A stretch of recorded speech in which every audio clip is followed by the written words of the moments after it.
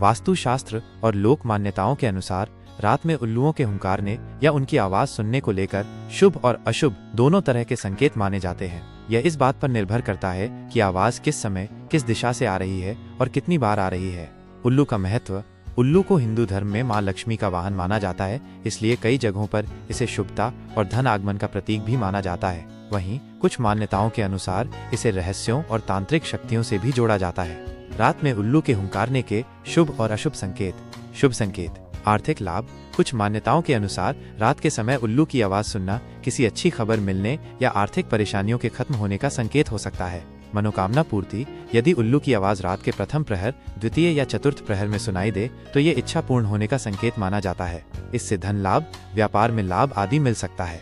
यात्रा में शुभता। यदि यात्रा के दौरान उल्लू होम होम की आवाज करता हुआ मिले तो इसे शुभ माना जाता है और ये मनोकामना पूर्ण होने का संकेत हो सकता है। संकटों से मुक्ति और करियर में उन्नति। रात के समय उल्लू का दिखना संकटों से मुक्ति और करियर में उन्नति का संकेत माना जाता है। पुण्य और सौभाग्य। उल्लू को बाईं ओर देखना या बाईं ओर से उसकी आवाज सुनना पुण्य और सौभाग्य का प्रतीक माना जाता है।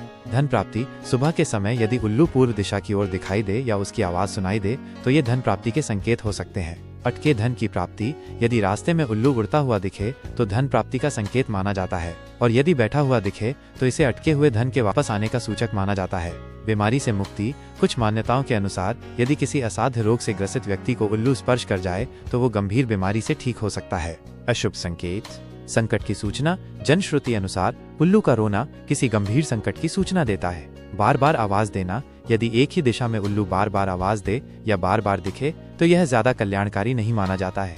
यह संकट की सूचना या सेहत खराब होने का संकेत भी हो सकता है। आर्थिक हानि। यदि उल्लू बार बार उच्च स्वर में बोले तो यह आर्थिक हानि का संकेत माना जाता है। दाहिनी ओर देखना। उल्लू को दाहिनी ओर देखना या उसकी आवाज सुनना अपशकुन माना जाता है। घर की बर्बादी।